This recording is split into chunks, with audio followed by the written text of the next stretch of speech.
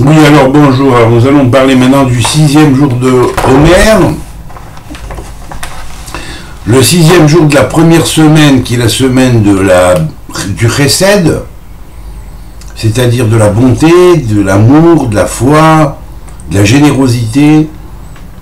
Et on est donc dans le 6e jour de la première semaine, qui est lié au Chesed, et on est dans la sphère de Yesod, qui signifie fondement, base, action élémentaire. Action sur le monde élémentaire. Bien sûr, Yesod est la sphère même qui est la base de la génétique, de la fécondation, de la continuité de l'être. Et donc, cette sphère-là a relation directe avec la 6e lettre du premier nom, qui est là, Chesed, vous voyez. Alors là, on est à Yesod de Chesed. On est dans Chesed ici, et on est à Yesod de Chesed avec la lettre Tzadik. Alors ici, on le fait comme un Tzadik normal, mais il y a des nusrot où on le fait avec un Tzadik, un grand Tzadik, c'est-à-dire un Tzadik final. Par exemple, Tzadik final, en haut ici. Hein, en haut ici. Voilà. Au-dessus, là. Oui. Et ici, vous avez le Tzadik normal. Ici, en haut. Là. Voilà. Et donc, les noms qui vont entrer en action pour cette chose-là, pour ce nom-là, en fait, c'est Tserura. Dans l'anagramme, c'est Tserura qui est lié à ce tzaddik-là. Alors, bien sûr, ce Tserura, il a la valeur de Yesod.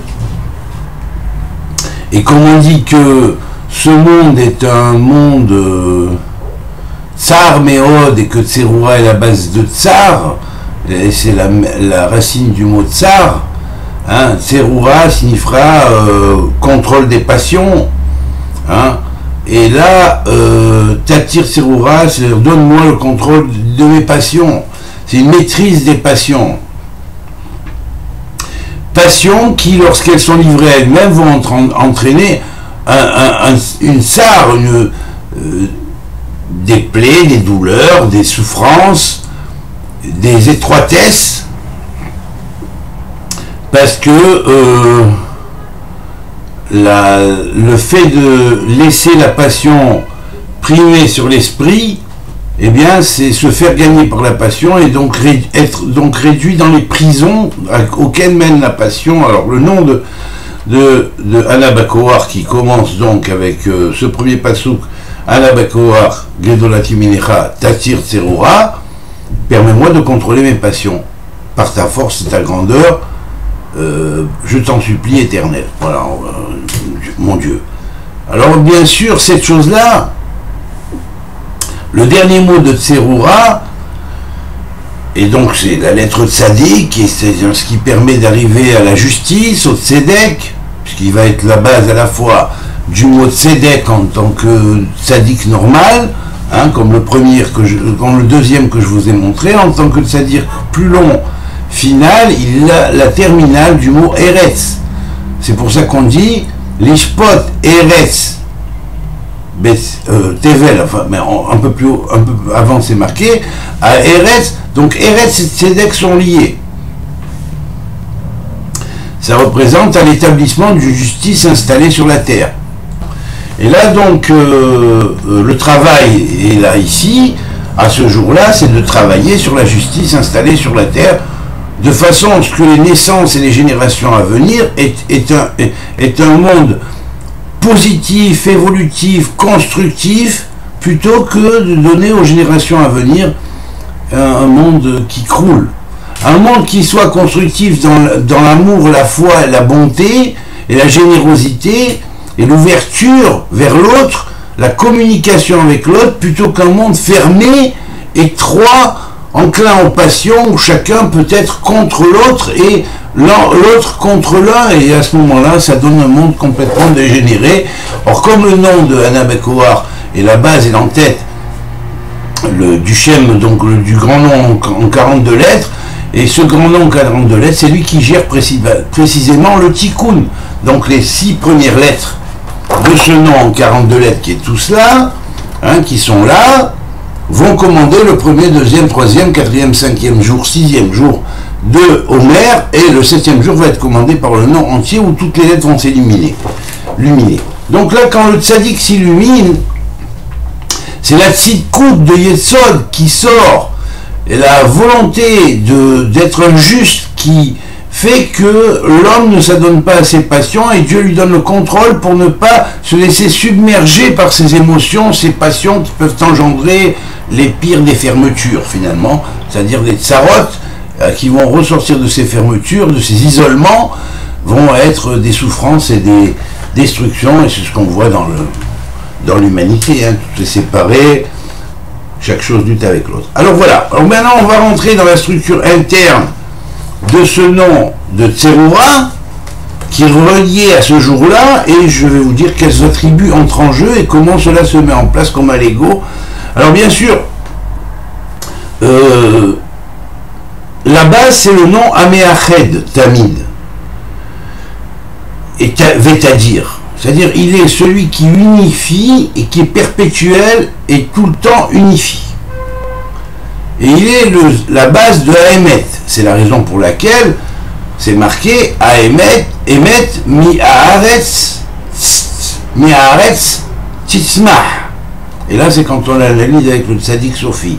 Mais quand on le prend avec le tzaddik normal, et on va faire Tserura, eh bien, il est à la fois Rophé, parce qu'il va guérir sa création, il est le Shofet, c'est-à-dire le juge suprême, lui qui juge et pas les autres, il est le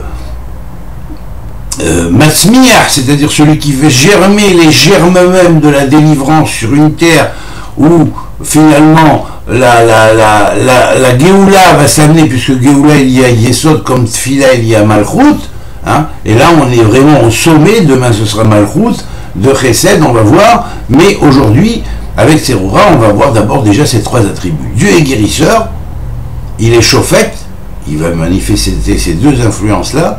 Déjà, si vous êtes droit avec lui, que vous respectez la justice divine dans l'établissement de vos royaumes, eh bien, automatiquement, il va être guérisseur de la société, il va la guérir de tous ces maux, de toute cette tsarote, dans ce Olam qui est Gesher Tsarmeod, qui est finalement un pont, à cheval en un pont, où toujours on passe par Yesod pour naître et pour repartir. Donc, Yesod a la sphère fondamentale qui introduit dans ce monde, mais aussi qui sépare après la mort, qui permet de continuer de remonter dans les sphères supérieures et dans les mondes édéniques supérieurs, ou de revenir sur Terre parce qu'on n'est pas apte à avoir réalisé son tikkun. Alors ensuite, le nom de Shaddai, qui est le Dieu Tout-Puissant et qui est Tamid, qui est perpétuel, vont se manifester dans toujours dans ce même jour, et il va être celui qui de près te regarde. Il est Roé, Kelayot va élève, et Doresh, Kelayot va lève, et il est celui qui sonde le cœur et les reins, et il est proche de toute personne qui l'invoque. Si tu l'invoques pas, il n'est pas proche de toi. Si tu l'invoques, tu l'appelles, tu lui demandes, il te parle à ton cœur, et ça c'est toute la base qu'un très grand Chacham qui était Rabbi Nachman de Breslav, un grand maître, a enseigné donc la théorie de la Hitbo des doutes. Je voudrais dire quand même et préciser à ceux qui ne savent pas, qui sont très breslaveurs, c'est que c'était dans la loi de Rabbi Abraham Moulafia avant, parce que c'était Rabbi Abraham Moulafia qui a introduit le premier au fin du 12e, début du 13e siècle, disons, cette loi de se rapprocher de Dieu en lui parlant, et il a appelé ça aussi la Hitbo des doutes. Après, donc Rabbi Nachman l'a reprise à son actif, et c'est vrai qu'il a mis vraiment en valeur, parce que c'est vrai que la Torah de Rabbi Abraham Moulafia était une Torah de Yechidim, c'est-à-dire plus de gens particuliers, parce que pas tout le monde pouvait accéder, parce que le langage était très très haut et très complexe, et même codé. Alors il a codé son message, il n'a pas voulu spécialement que tout le monde y accède. Jusqu'au temps où ce sera venu, bien sûr, de l'ouvrir. Alors ensuite, c'est Shemo, c'est celui qui se manifeste par son nom toujours, et que dans la manifestation de son nom, comme il est un avec son nom, il transmet la force au Kélim, au récipient, de récepter la lumière qui vient de lui, et il bénit les êtres. Puis donc, il est éternel, puisqu'il est Vaed pour toujours, il est celui qui dit, et que en disant, il rend Tahor la chose par laquelle il dit, c'est-à-dire qu'en fait, tout ce que Dieu a dit au début du monde, tout ce que le Verbe divin a énuméré, que la lumière soit, que ça soit, que ça soit, tout ce qu'on appelle les 10 paroles de création, tout était pur, d'un bout à l'autre. C'était Tahor, d'un bout à l'autre. C'est après l'art de la connaissance du bien et du mal, et l'entrée dans ce monde de sommeil de l'âme, qui en a été la conséquence que le monde a perdu sa pureté originelle et a on pourrait dire régénéré des erreurs d'antan qui avaient été qui s'étaient faites dans les cycles précédents, on pourrait dire presque dans les incarnations précédentes des humanités précédentes. Voilà. Alors ensuite, il est celui qui est puissant et droit, et qui, d'une manière droite et directe, il va être celui qui accède à ton âme et qui la conquiert. Et si tu te laisses conquérir, tu vas conquérir après, comme il conquiert en transmettant cette parole du Dieu qui conquiert les âmes, mais il conquiert les âmes pas par l'épée, pas en les forçant, hein, pas par des voies de force, pas par des voies de dictatorisme, mais en laissant le choix et en donnant à chacun la possibilité de venir à la vérité quand il sera prêt. Mais il y a tout de même un effort à faire pour essayer de se mettre en condition d'être prêt, tout comme il y a aussi des envoyés que Dieu envoie vers les êtres humains afin qu'ils les préparent. Alors voilà, donc après on a les attributs restants qui sont Hadour, celui qui gère toutes les générations et qui génère toutes les générations qui viennent dans le Malchut d'en bas, et il les accueille, comme lui il est le suprême méritant, il souhaite que chaque âme qui descend sur terre pour s'incarner, étant donné l'énergie divine et l'étincelle divine qu'elle a reçue, il souhaite qu'elle soit méritante aussi de pouvoir remonter. Donc c'est pour ça qu'il les appelle les Zakai. Et ce Zakai, il vient dans l'individu et dans son âme pour le générer, pour le rendre Zakai, de retourner vers lui et non pas de s'éloigner de sa source. Parce qu'il y a beaucoup de gens qui éloignent de la source. Vous comprenez ? Ils transmettent un message, soi-disant divin, soi-disant venant de la Torah, de Moshe Rabbeinu, ou de qui on veut, ou même des connaissances ésotériques et mystiques, mais ils éloignent les gens de l'éternel, de Dieu. Or, pour y arriver d'une manière directe, il ne faut pas les éloigner, donc il faut suivre les préceptes qui sont donnés dans la Torah directement, plutôt que par les commentateurs des commentateurs des commentateurs, à moins que ceux-ci soient dans la lignée exacte de la voie de transmission et font ce qu'ils font pour ramener les êtres humains au Créateur plutôt qu'à eux-mêmes. Ramener les êtres humains à la loi de l'Éternel plutôt qu'à leur loi à eux. Voilà. Alors bien sûr, il est Chomed. Il est celui qui est magnifique, beau, on pourrait dire sympathique, parce que la manière dont Hachem, Dieu, l'Éternel, se manifeste à sa créature n'est jamais d'une manière rigoureuse. Et on raconte là-dessus l'histoire, je vous racontais là-dessus l'histoire d'Eliyahu Hanavi. Quand il était en, on pourrait dire, extatise, en prophétie d'extase, Donc il est rentré en lui-même après avoir défié les prophètes de Baal, et il lui fallait donc demander à Dieu qu'il l'aide, et il a fait des prières pour que Dieu l'aide. À ce moment-là, on dit, sa prière était tellement forte qu'elle est montée jusqu'à Dieu, et elle a passé tout ce qu'on appelle le monde phénoménal, qui est, on pourrait dire, intermédiaire entre Dieu et la créature. Donc il a dépassé tout ce qu'on appelle les illusions du monde intermédiaire qui est entre le créateur et la créature lorsqu'elle est dans ce monde. Alors on dit, il a entendu d'abord comme un grand tonnerre, puis des éclairs, puis une espèce d'ouragan qui est venu autour, et puis un feu, des flammes ardentes. Et après avoir passé tous ces stades et n'avoir pas paniqué, parce qu'il voulait son créateur, et il savait que son créateur, c'était l'essentiel de ce qu'il cherchait, hein, comme dit le Baal Shem Tov, ne cherchez pas le palais, mais cherchez le roi qui est au centre du palais, hein, donc Eliyahu Hanavi, il s'est concentré jusqu'à ce que il a entendu une voix petite, sympathique, gentille, dans son cœur, mais une voix réelle dans son cœur, qui lui a dit Eliyahu, qu'il a appelé à son nom. Et là c'est pareil, c'est la même voix qui a appelé Shmuel, ou Abraham. C'est une voix que j'ai entendue moi aussi un jour. Vous voyez, cette voix-là, elle est sympathique. Et elle est tellement apaisante qu'elle ne fait pas peur. Elle rassure. Et si quelquefois elle peut avoir une consonance qui n'est pas une voix familière, et bien quand on lui demande Éternel, Éternel, adresse-toi à moi par une voix qui est familière, car pour le moment mes récipients ne sont pas encore, mes réceptacles, ma capacité de réception n'est peut-être pas à la mesure de capter ta voix de cette manière. Alors il prend la voix de quelqu'un qui t'est familier.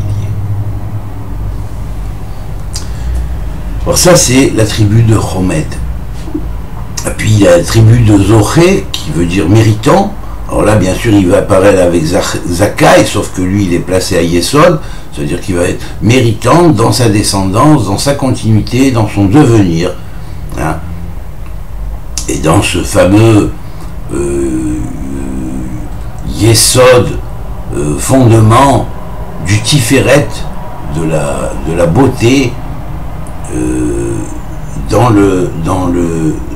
la féminité et dans le royaume divin. Et il va le recevoir, donc l'individu va recevoir le Zoché qui va lui donner la possibilité d'être effectivement victorieux de lui-même et méritant de la conquête de lui-même.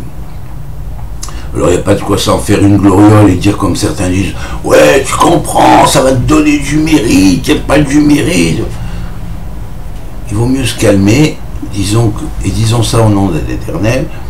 Espérons recevoir de l'attribut de l'Éternel qui s'appelle Zoché, méritant, cet attribut qui nous permet de mériter, c'est tout. Et pour ça, il n'y a pas d'effort à faire, parce que c'est un gros navet. Il n'y a qu'à demander à l'Éternel, et à ce moment-là, c'est l'Éternel qui donne la force. C'est pas de l'individu que ça vient, tout ça c'est du don quichotisme. Il suffit de demander à l'Éternel, avec humilité, avec gentillesse, et avec amour pour lui, en lui demandant « Dieu, je n'ai pas la force de faire ça, donne-moi la force de le faire », et il te la donnera.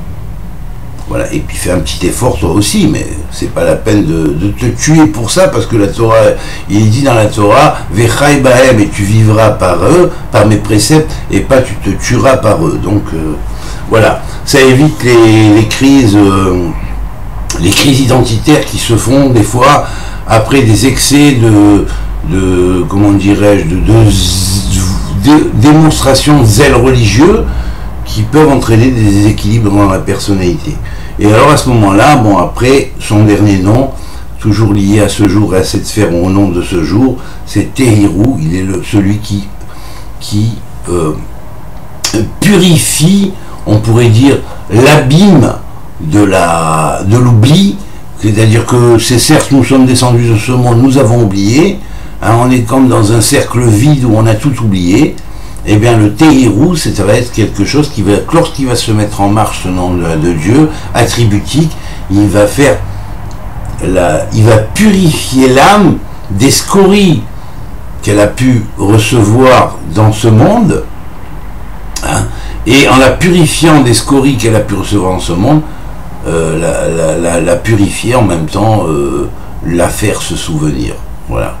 De cette espèce de réchimou, souvenir qui est en nous, de la divinité au lointain, mais dont on a oublié la racine. C'est un petit peu comme l'histoire de Rabbi Nachman, où on raconte que il y avait un roi et son conseiller, et le roi a demandé au conseiller qu'en fait c'était pas n'importe quel conseiller, et c'est une terme allégorique, hein, bien sûr le roi ici symbolise Dieu ou la manifestation de Dieu, disons, alors que le conseiller va symboliser le conseiller ou l'astrologue du roi, plus exactement, va symboliser la sphère de Netzar, puisque l'astrologie il y a Netzar, donc il faut savoir mieux interpréter ce machal, sinon cette allégorie de Rabbi Nachman dans ses histoires de Rabbi Nachman, et donc quand il s'adresse à Netzar symboliquement, c'est-à-dire à ce qui permet de sonder l'éternité par non pas l'astrologie vulgaire, mais l'astrologie prophétique, qui est l'héritage qu'Israël a reçu dans l'Antiquité, et dans la haute Antiquité, et qui existait dans ce qu'on appelle le judaïsme originel, et qui s'est oublié, bien sûr, alors qu'a dit l'astrologue du roi, il lui dit, roi, j'ai vu que il allait y avoir une récolte terrible et que tout le peuple entier allait oublier, allait devenir fou. Il dit, mais comment toute la terre va devenir fou, tous ceux qui vont manger vont devenir fous? Le roi demande, il sait, mais il demande quand même. Et l'astrologue lui dit, en fait l'astrologue c'est le représentant de Netzar, c'est-à-dire l'évolution des âmes vers leur futur, vers leur source éternelle. Ils vont avoir un blocage, la Torah qui vient de l'éternité, ils vont l'oublier. Mais il y a eu ça aussi. À Bavel, dit le Talmud, et un Midrash aussi. Donc, quand ils étaient à Bavel, en une nuit, ils ont tout oublié la Torah. C'est la raison pour laquelle, d'ailleurs, l'ange a dit à Daniel, hein, mets ce livre sous terre et cache-le jusqu'à la fin des temps, jusqu'au temps où ce livre-là ressurgira. C'est-à-dire qu'en fait, il y a ici un oubli d'une connaissance de la Torah qui a été faite à cette époque de Babel et qui va confirmer plus ou moins cette influence qui existe à partir de cette histoire de Rabbi Nachman, et qui ravive, mais comme pour dire, il y a eu Babel, mais il y a eu d'autres choses aussi. Donc puisqu'il nous la raconte, en plus, il voulait nous parler de Babel uniquement, il nous aurait raconté une histoire à propos de Babel. Bon, mais cette histoire rappelle quelque chose qui s'est passé à Babel, et il faut lier l'un à l'autre pour mieux comprendre. Alors bien sûr, le roi voit cette chose-là, il constate qu'effectivement, il va y avoir une famine. C'est comme si l'éternel ou sa manifestation première de l'éternel voulait vérifier, bien qu'il sait déjà à l'avance, mais il voulait vérifier de façon à contrôler qu'effectivement quelqu'un qui est capable de lire dans Chokhmat Atrona, c'est-à-dire dans la sagesse du ciel, et d'après les techniques de l'astrologie prophétique ancienne, qui lui dit, il va y avoir tout le monde à devenir fou. Et alors là, l'astrologue lui dit au roi, ce qu'on va faire, c'est que vous et moi, on va engranger tout ce qui est engrangé en attendant, et puis on aura à manger pour 7 ans, comme ça on ne deviendra pas fou. Et c'est là que le roi lui dit, mais si on ne devient pas fou vis-à-vis de tout le monde, nous passerons pour des fous. Moi je dis, ça pourrait très bien être Mashiach ben Yosef et Mashiach ben David, quelque part, enfin. Ou leur prix notre, tout au moins. Et alors à ce moment-là, le Mashiach, enfin, l'astrologue dit au roi, mais oui, mais si tout le monde devient fou, nous, qu'est-ce qu'on va faire? On va quand même pas devenir fou. Le roi lui dit oui, mais si on ne devient pas fou comme les autres, vis-à-vis des autres, on passera pour fou. Et eux, ils croiront qu'ils sont normaux. Et bien qu'ils sont ils vont s'entrechoquer les uns avec les autres, ils vont devenir dingues, mais pour nous, pour eux, ils sont normaux, en étant dingues, en étant fous. Mais nous, on va être des fous vis-à-vis d'eux, des fous du roi, des fous du roi des rois. Hein, les rois, le roi et son astrologue, fou du roi des rois. Voilà. Puis alors, le roi dit à l'astrologue, tu sais c'est qu'on va faire? On va se mettre un signe sur le front, toi et moi. Bon, ça peut rappeler les téphilines, par exemple, mais il dit on va se mettre un signe sur le front. En fait, moi je crois que c'est très lié au Shinakatet qu'il y a dans les téphilines, et ça symbolique bien sûr, qui a un rapport avec ce qu'on appellerait la 23e lettre de l'alphabet, qui est la lettre cachée, sauf que dans la 23e lettre cachée, il y a aussi un aleph qui supporte le bas est un aleph et le haut est un Shinakatet, donc c'est comme un aleph portant un shin.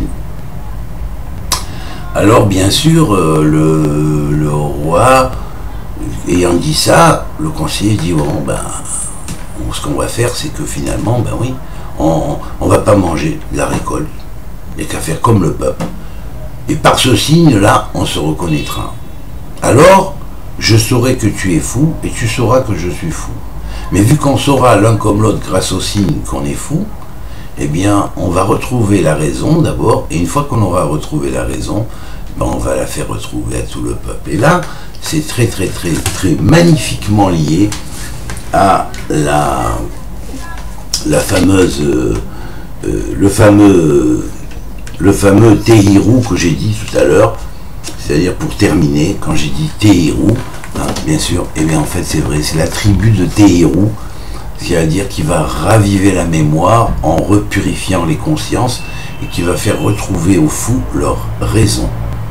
Alors je souhaite, avec l'aide de Dieu, Bisroud, avec la force et le mérite des mots de Torah qui sont sortis aujourd'hui, je dédie le cours à, je vais vous le dire,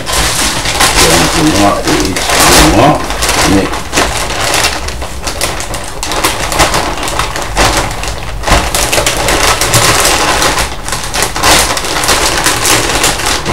dans l'autre.